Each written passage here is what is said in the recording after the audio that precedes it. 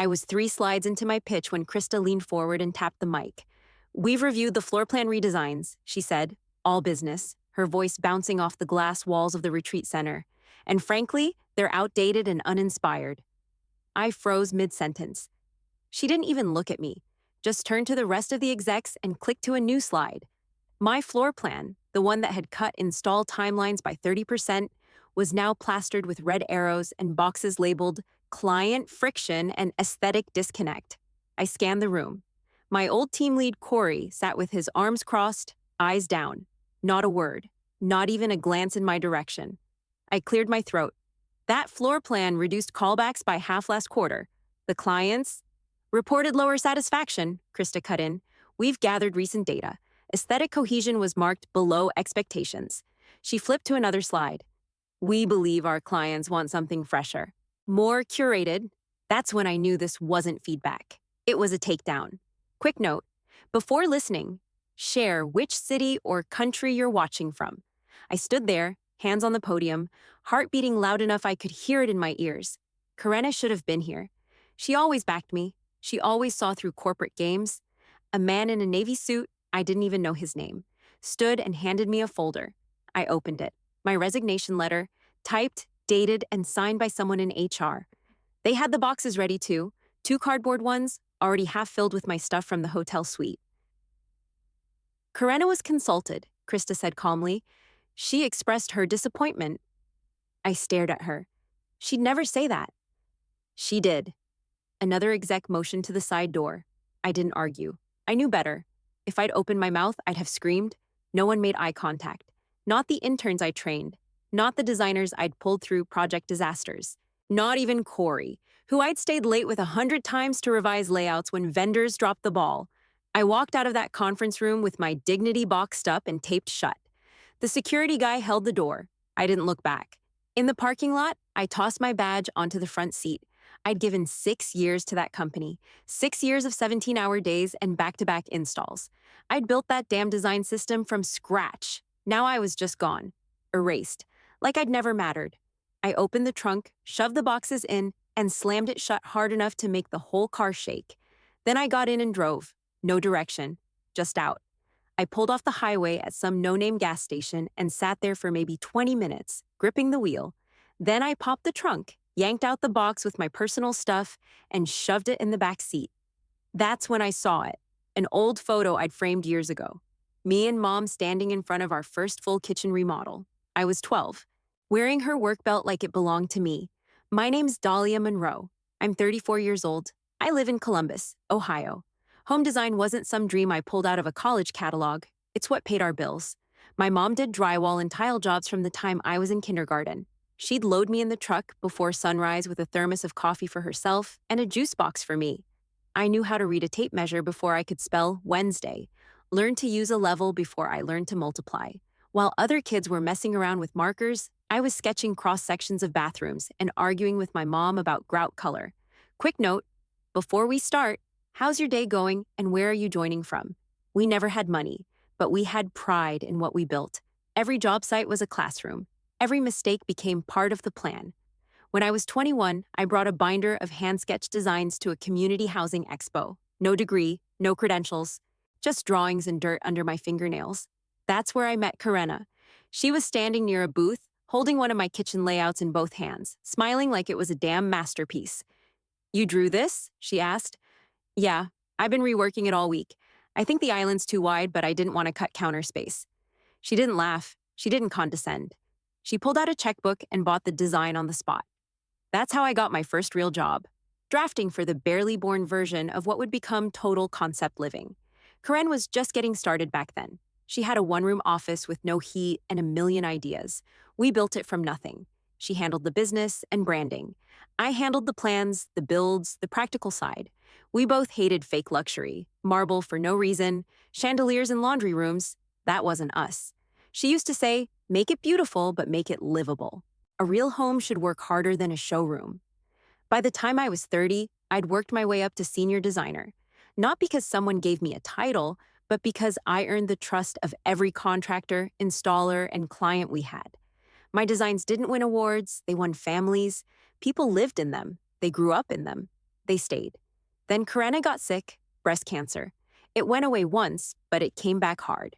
She was strong, but the chemo knocked her flat. That's when the board brought in interim management to keep things running while she recovered. I didn't argue. I just kept designing. That's what she would have wanted. But slowly, the walls started closing in. First came Krista, shiny, polished, always reframing the client experience. Then Rochelle, the operations lead who never once touched a power drill, but had a spreadsheet for everything. And then Corey. That one stung. He used to be my team lead, my partner on the ground. We'd pulled off last-minute turnarounds, redesigned layouts in the middle of builds, stayed up past midnight fixing renderings. Now he was sitting in meetings with Krista and Rochelle, talking about standardizing our design philosophy. They started showing up in my workspace, just observing. Started asking for drafts earlier, questioning whether my ADA designs were too niche. I kept my head down, but I could feel it, like termites in the walls. Quiet at first, but they were already chewing through everything I'd built. The first time, I thought maybe I'd misplaced it. The blueprint for the Ridgeway project, gone. I'd printed it, rolled it, left it in the plan room like I always did. Next morning, not there. Krista poked her head in with that fake smile. We went ahead and printed updated schematics. Hope that's okay. We made a few tweaks for visual cohesion. They weren't tweaks, they were gut jobs. She'd added some statement backsplash and shrunk the pantry to make room for a wall cutout that served no purpose. I started saving backups of everything. Double copies, cloud drives, even thumb drives in my bag. That's how I caught the budget proposal, one I supposedly submitted, that padded materials by almost 15%. The file had my name on it, my signature. I didn't write a word of it. When I brought it to Rochelle, she scrolled through the PDF like she was bored. It was processed already. If it was a mistake, just be more careful next time. The worst part? No one flinched. Then came the day of the Dawson presentation. I walked into the boardroom ready to pitch my design. 4 weeks of work, late nights, full accessibility layout built into a classic Craftsman shell. I plugged in the drive, and the design on the screen wasn't mine. It looked like a department store display. Wide open, sure, but stripped down and weirdly cold. I froze. Krista didn't. "Oh, shoot, did I overwrite the file?" she said, tilting her head like a damn actress. I had it open on my desktop. Total accident. She winked at the clients. They nodded politely. After that, they started reassigning my regulars. Longtime homeowners I'd worked with for years, gone without a heads up. When I asked, Corey said, "They're trying new things. You've become kind of niche?" I stared at him. "You mean the ADA designs? The custom kitchen layouts for small spaces? You think accessibility is niche now?" He looked away and mumbled something about direction shift. The final punch was the Hallbrook job. I designed that entire home for a disabled vet and his wife. Wide doorways, lowered counters, adaptive bathrooms. Took me weeks. When I checked the final install notes, the team had removed the roll-in shower, replaced it with a clawfoot tub. Rochelle said, "It felt more on brand." I nearly lost it. "He's in a chair, Rochelle? He can't use a tub." She didn't blink. Well, the wife liked it. Then she started logging performance concerns. I got flagged for communication delays, calls I never missed, emails I never saw. I went to Corey. "You've known me for 6 years. You really think I'm screwing up out of nowhere?" He sighed and rubbed his face. "It's above me now, Dahlia. I don't know what to tell you." I knew what was happening. Death by 1,000 cuts. Nothing obvious enough to scream about, but it all added up. I decided to go see Karenna. She'd set everything in motion. This company, this culture. She had to know what was happening, but the receptionist at the care facility kept brushing me off. "She's not taking visitors, very weak, only family." So I waited, brought flowers, left cards, called back twice a week. One day, I ran into a nurse outside during a smoke break. She glanced around and said, "You're Dahlia, right? Karen kept asking about you. Said she hadn't heard from you in months." I stared at her. My throat went dry. "She was told I didn't reach out." The nurse nodded. "She thought you gave up on her." That night, I sat in my car in the facility parking lot for over an hour, hands shaking on the steering wheel. They hadn't just stolen my work, they'd stolen my relationship with the one person who actually saw me. I drove straight home from the care facility that night and signed the resignation the next morning. No fight, no questions. Just my name on a line and silence in the room. They let me go without a word, like I'd been a temp, not someone who'd bled for that place. I walked out with the same two boxes I'd walked in with 6 years earlier. Only now, they felt 100 pounds heavier. I brought them to my mom's garage. She was retired by then, spending her mornings gardening and her afternoons fixing up neighbors' busted porch steps. She opened the garage door, saw the boxes, and didn't ask anything. Just said, "About damn time." That caught me off guard. I stared at her. "You knew?" She wiped her hands on her jeans and shrugged. "You've been coming home drained for a year. You forgot how to smile." I dropped the box on the workbench and sat on the stool I used to perch on as a kid. "I failed," I said. "No," she said. "You stayed too long. Go where you're respected." I nodded, but I didn't believe it. For the next 6 months, I couldn't walk into a hardware store without getting nauseous. The smell of sawdust and paint made my stomach flip. I'd turn around before I even hit the tile aisle. I tried to pretend I was fine. I took a short-term gig teaching basic drafting at a public high school near Worthington. The kids were sweet, clueless, but curious. Some of them even liked hearing stories about old design projects. They didn't know what I'd lost. That's how I got by, one worksheet at a time. Then the phone rang. It was a man named Philip Bassett. Said he was the attorney handling Karenni's estate. I froze when he said her name. "I'm very sorry," he said gently. "She passed last night." I pressed the heel of my hand into my eyes. I hadn't even known she was that close. "She left instructions for you," he continued. "She'd been asking to see you, repeatedly. But I was told you'd declined." "I never declined," I snapped. "I tried to see her for months. They said she wasn't taking visitors." There was a long pause. Then, "She named you in her will. There's a reading scheduled for tomorrow morning. I strongly suggest you attend." I didn't ask what she left me. I didn't care. She was gone. That's all that mattered in the moment.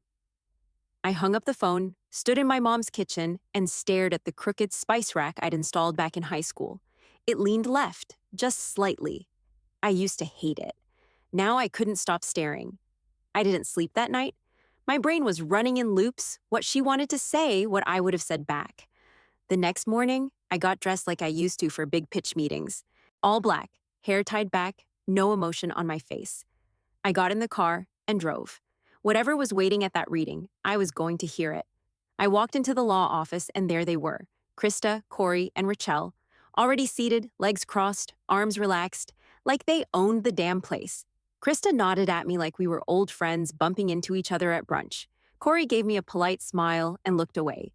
Rachel just sipped her iced coffee like we were about to discuss next quarter's vendor strategy. I sat down across from them. Not a word. The lawyer, Philip, cleared his throat and opened a thick folder. His office was quiet, cool, smelled like old paper and carpet glue. "Let's begin." They all leaned forward slightly. I didn't move. Philip adjusted his glasses and started reading. "Karen Calloway Monroe, of sound mind and under no duress, hereby bequeaths all controlling shares, intellectual property, archived design libraries, commercial real estate, and the rights to the Total Concept living brand name, to Dahlia Monroe." The silence in that room cracked something open in me. Krista blinked. Corey let out this half scoff, half cough. "That's not possible. Karen, she wasn't thinking clearly." Rachel sat up straighter. She was heavily medicated. She had no business making long-term decisions. Philip didn't flinch. She anticipated that claim. He reached into his desk drawer and pulled out a flash drive, slotted it into a monitor, turned the screen so we could all see. There she was, Karenna, pale, thinner than I remembered, but eyes clear, strong. "If you're watching this," she said, "it means I'm gone. So let me speak now, while I still can." I gripped the armrest. I was manipulated, lied to, told Dahlia walked away from me. I asked for her, over and over. They told me she'd moved on. She paused, drew a breath. "But I see clearly now.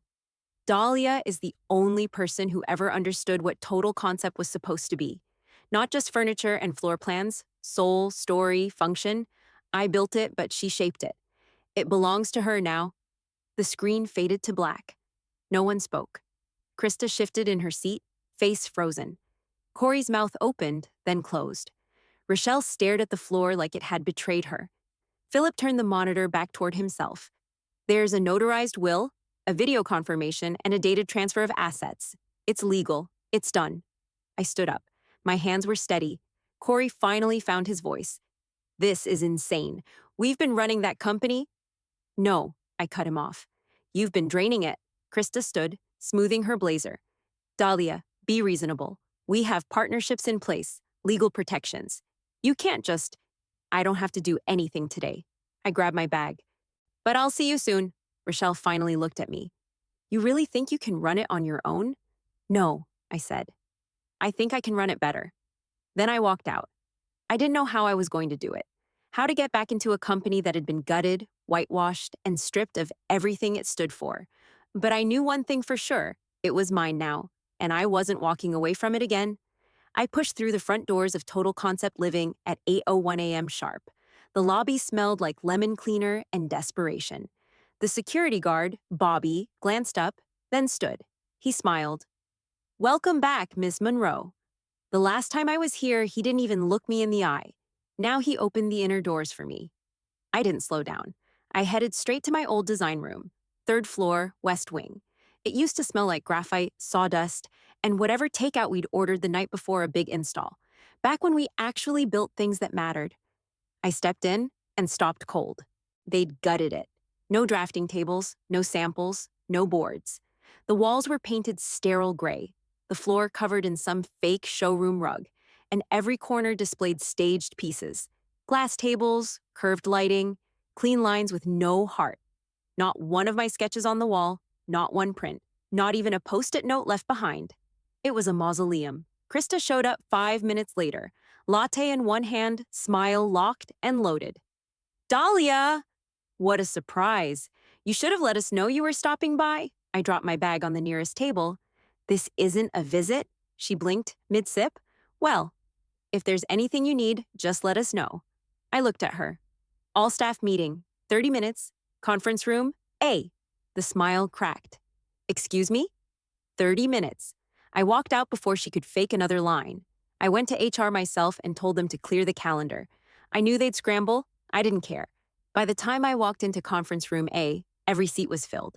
Designers, interns, marketing, installs, some confused, some curious, some already whispering. Krista, Corey, and Rochelle sat at the front, stone-faced. I opened my laptop, connected it to the screen. Clicked. The first slide came up, client trust scores, down 22%. Second slide, product returns, up 37%.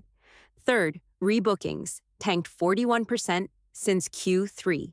I turned to the room. This isn't personal. It's math. It's performance. It's what happens when a company forgets why it exists. Krista folded her arms. We've been restructuring. These things take time. Corey cleared his throat. Some metrics are temporary. Trends, I looked directly at him.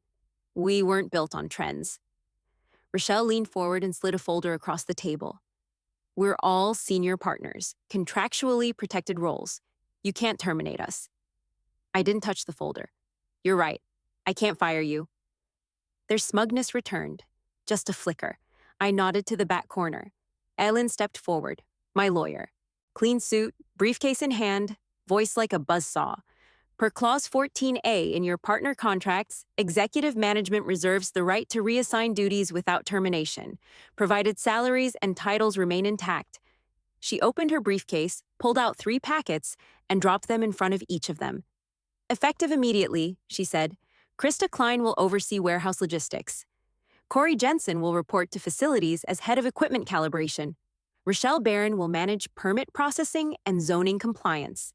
I didn't blink. They all looked at the papers like they were written in a foreign language. Krista's jaw dropped. You're serious. Corey spoke up, voice cracking. This is a joke, right? I don't even know how to calibrate. You'll learn, I said. Rochelle looked furious. This is punishment. No, I said. This is responsibility. You wanted to run the company. Here it is. A few people in the back tried not to smile. Someone actually chuckled. Krista stood. You're going to regret this. I stared at her. Number I regretted leaving it in your hands. She opened her mouth again, but I raised my voice over her. Meeting's over, get to work.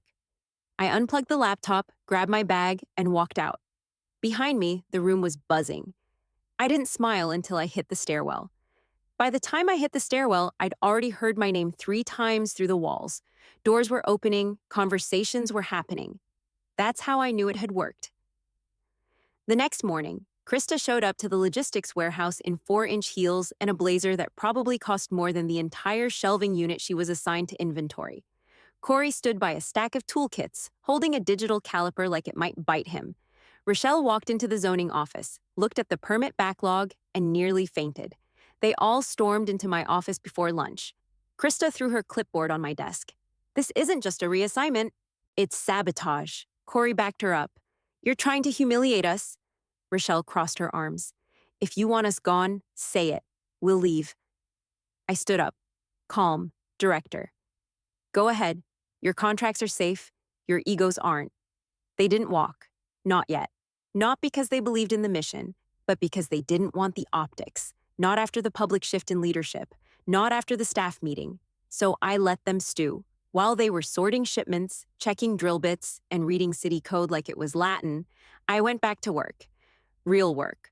I pulled up my old files, the ones they hadn't erased, started sketching again. Floor plans that made sense, spaces with life. I met with clients who hadn't been inside our doors in over a year.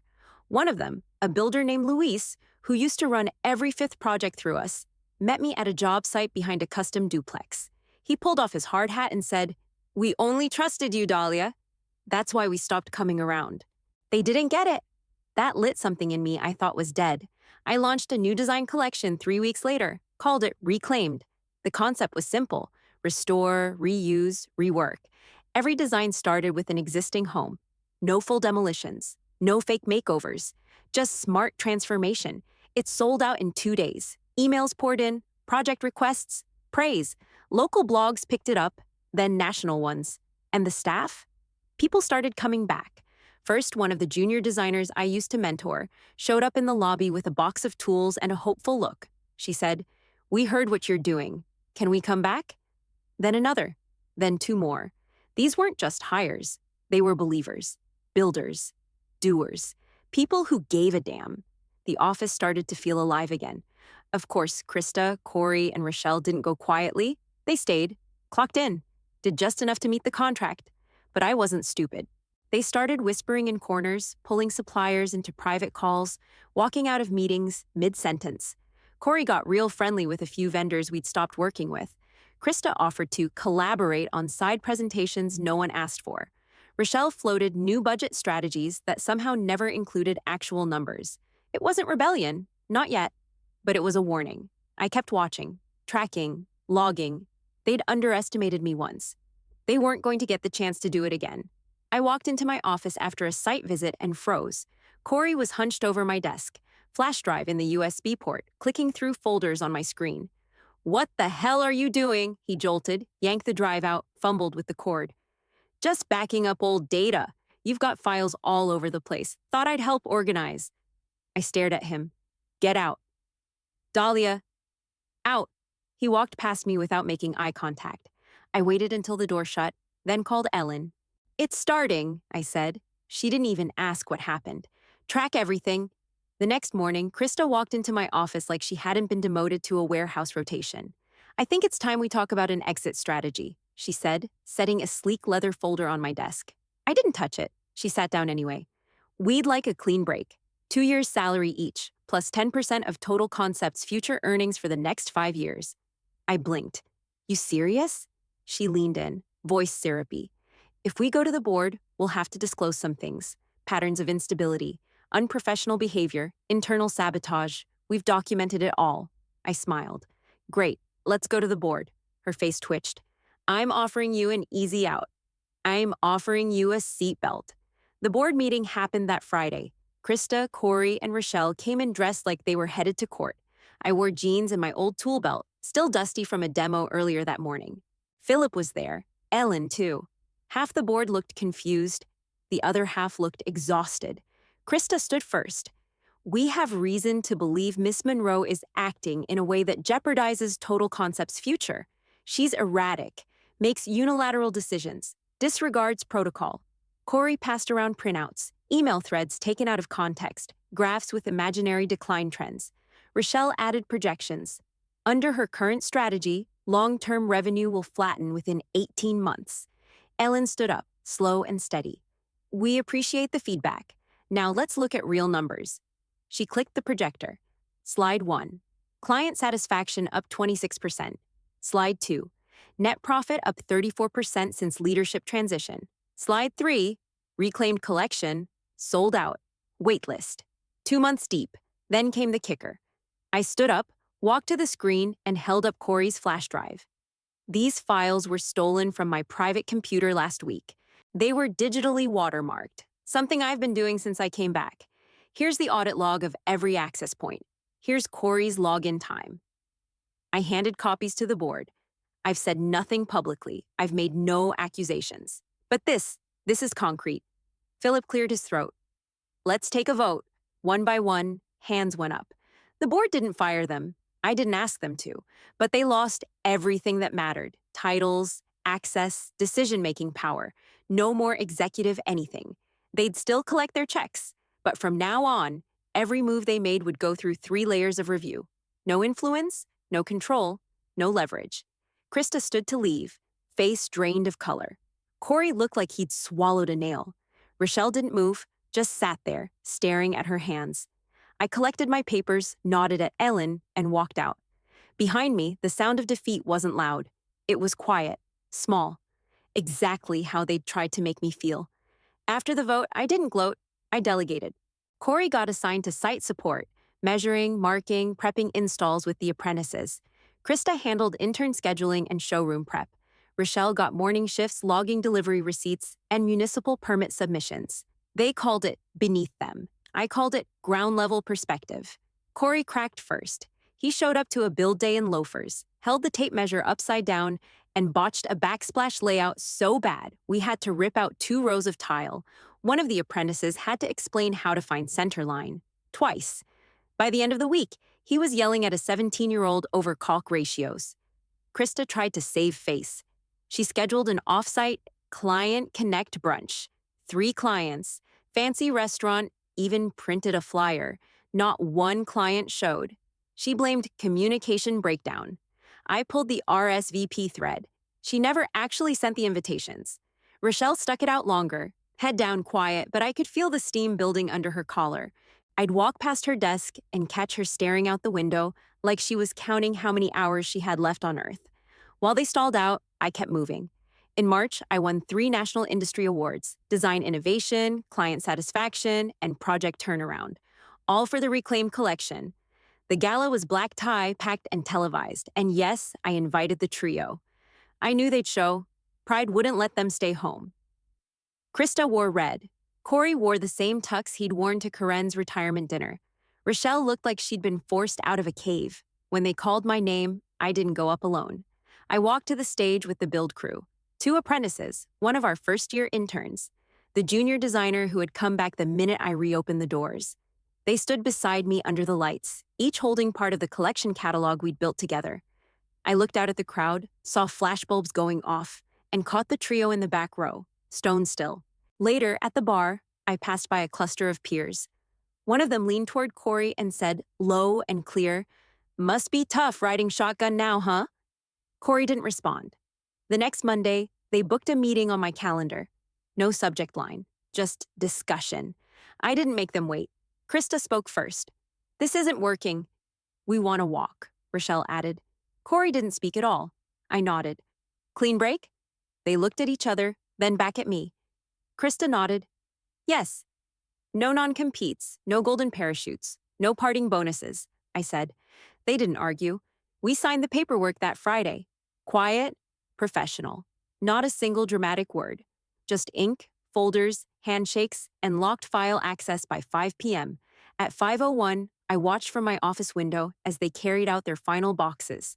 Not one of them looked back. Good, because I wasn't done building yet.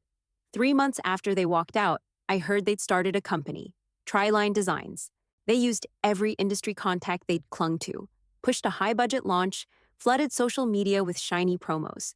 The website looked like a tech startup.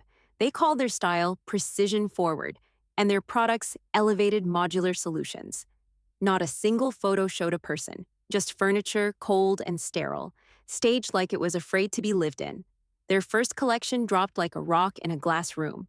Loud, expensive, attention-grabbing, but no one stayed. At first, clients were curious, a few browsed. A couple bought. Then the feedback started trickling in. Feels disconnected. Looks great but doesn't work for real life. The Tryline stuff just didn't feel right. Within a year, the lights at Tryline went dark. No press release, just quiet updates to LinkedIn titles. Krista landed a consulting gig for mass market retailers, volume over vision. Corey tucked himself into corporate logistics at a chain furniture distributor. Rochelle started repping for a luxury line out of New York, selling curated dining sets to people who'd never set foot in their own kitchens. Meanwhile, we got to work. Total Concept didn't just recover, it grew. We opened new design hubs across 3 states, started training programs for high school kids who thought drafting was dead, launched full-service renovation plans for differently abled clients and their families, even brought on 2 restoration experts to help us revive old properties with actual history. Every blueprint we touched had a story, a soul. We made homes people could breathe in again, and we kept Karen's name on every wall. A year after Tryline shut down, I was the keynote speaker at the Midwestern Design Symposium in Indianapolis. The room was packed. Halfway through my talk, I saw them, Krista, Corey, Rachel, back row, hands in their laps, eyes forward. No one introduced them. No one whispered. They were just part of the crowd now. After my speech, I went backstage and pulled out a small folded envelope I always kept in my bag. Karena's final letter. Her handwriting was shaky but clear. You don't need to outshine anyone, Dahlia. Just outlast them. The real win isn't revenge. It's building something honest that can't be copied. That's what I did, and I'm still doing it.